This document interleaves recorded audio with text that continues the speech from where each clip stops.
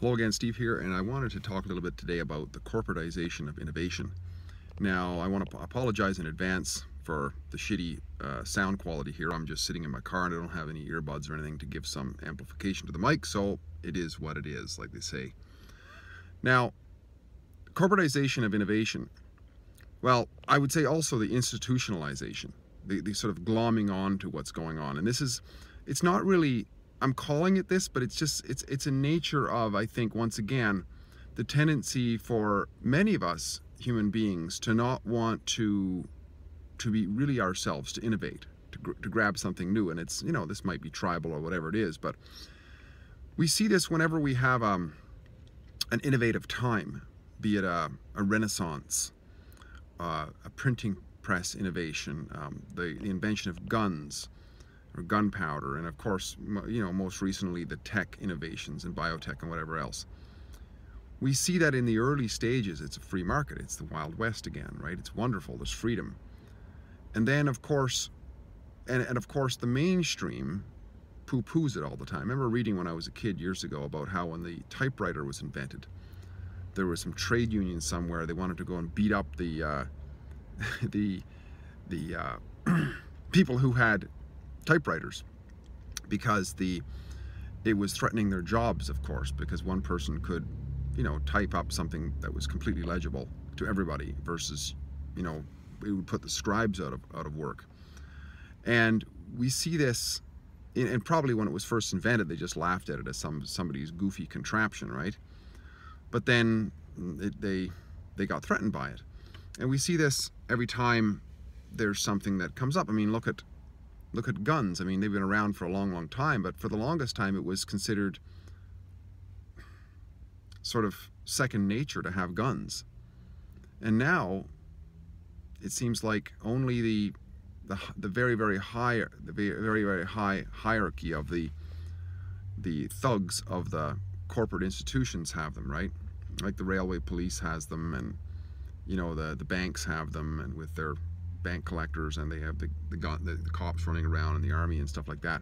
But when I was a kid, I used to be able to order a gun with a phone call to a place in Toronto, or else I could fill out a coupon and I could order a gun cash on delivery, and the mailman would show up with the gun, and I just paid the mailman. In fact, at that time, I could put the order. And I remember saying, it was a place called King Soul in Toronto that sold these surplus army guns. And you could order like as many guns as you want, and you could order like boxes of ammunition. And you could I could put my coupon, and this was in the 80s, early 80s, I could put it in the mailbox at the end of the lane, and I could put the change on top of I think it was 50 cents or whatever for the postage. I could put that on top of the letter. And the postman who would come along, he'd lick and post a stamp and pay for and it was on the bottom of the coupon it checked, you know, cash on delivery if you wanted to, and it was like 10 or 20 bucks for a gun. So the mailman showed up, and you just basically paid the mailman for the guns. It was really quite hilarious. Consider the change, and even consider the changes, right? And even when I was in college, which was in the mid to late 80s, I remember when I was in the college dorm we lived in, my buddy and I, we went down to a local gun show, and we bought guns, and we walked home carrying the guns, walked straight into the college dormitory and hung them up on our walls. And I had like ammunition in my glove box at the school and stuff like that. It was really quite funny. But now nobody would think of that. You know, if something like that was to happen now, they'd call out the bomb squad, you'd probably do time. But times change, and you know, it all comes down to the threat of people's domain, I think, mostly. Because you look at what's happening now with the internet. At one time it was freedom on the internet, right?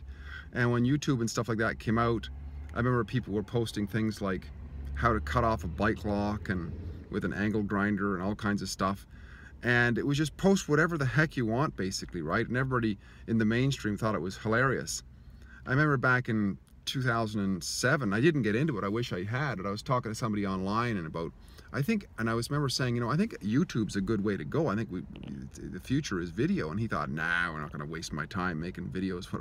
I'll just write blogs. And You know, I didn't start my YouTube channel until 2010 and didn't do much with it for a long time, but look at it now, right? Now it's under massive attack because the mainstream, the big organizations, the institutions, the corporations and so on, they want in on it. They want to monopolize it. They want, because they've been so used to monopolizing the airwaves, they want to monopolize the internet. So that's what it's about. It's not about outrage of the alt-right and this and Nazis and all that sort of stuff. It's got nothing to do with that. It's this, they want to create enough outrage to be able to kick off their competition, is what it is. Because they want to put themselves in the position of authorities, just like the cops want to put themselves in a position that only they should have guns. They're not against guns, right? They're just against the little people having them. But they want lots of guns for themselves. They have whole armories full of them, you know. So, and this is sort of a nature of it. I noticed that with even little things, right down to, you know, you create a successful business that's built very often from the energy, sort of like the cowboy energy, if you will, of the original person who started it. If that doesn't carry on, and sometimes it ends up in the hands of the sons or whatever, and it just flounders, right? I've seen that with clubs, and Toastmasters clubs and so on, where you have some energetic people who do some innovative stuff in there. They are the innovators. And then when a bunch of people start coming around and saying, oh, you can't do this, that's not according to the bylaws, blah, blah, blah, whatever.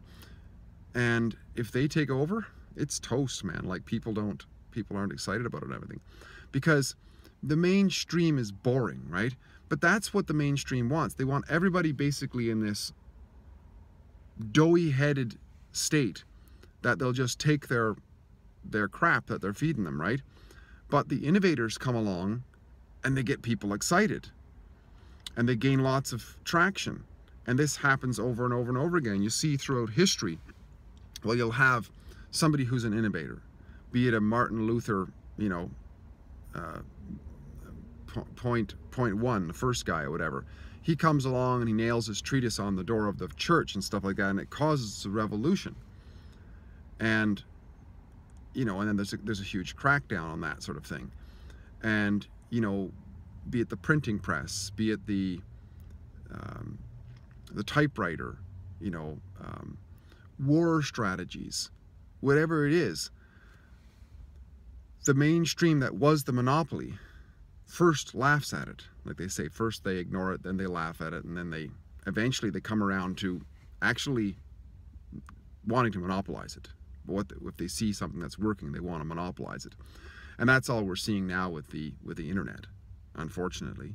You know, it's the truth. And of course, government is the top of the corporate and institutionalized world. Those are the kind of people who don't innovate anything, but just want to monopolize it. So, you know, and that's why you see typically there's a freedom in a new innovation, and then little by little by little by little it gets taken over and completely squashed until the government squashes it too hard that they start putting it out of business. And then what they have to do is begin to subsidize it, because they realize, uh-oh, we've squashed something that was employing a bunch of people. Now we got to do something about it. So rather than recognizing what started it, which was freedom and enterprise, they further institutionalize it by making it part of government by subsidizing it. What was it Ronald Reagan says? You know, if something's working, we tax it. If it works really well, we regulate it. If it stops working, we subsidize it. In other words, make it part of the communist state, the fascist state, or whatever you want to call it, whatever socialist state. Anyways, yeah, that's something that's so I guess the message here would be, if we seek freedom, if we seek to involve ourselves in endeavors that are in a freer market, it would be on the threshold, like on the edges, on the periphery, where innovation is taking place. Do stuff out of the ordinary. Go where there's very little or no regulation, and there's so much possibility then to innovate and to be exciting, to be interesting, to be not boring, you know. And that's, I believe, the best place to do that is in the realm of entrepreneurialism and starting up something new, doing something different, testing. Find out what it is that people really want in their heart and find innovative ways to deliver the products for those people. Steve here, getting great chatting. If you like what I'm doing, please like, subscribe, and share. We'll talk again soon. Bye for now.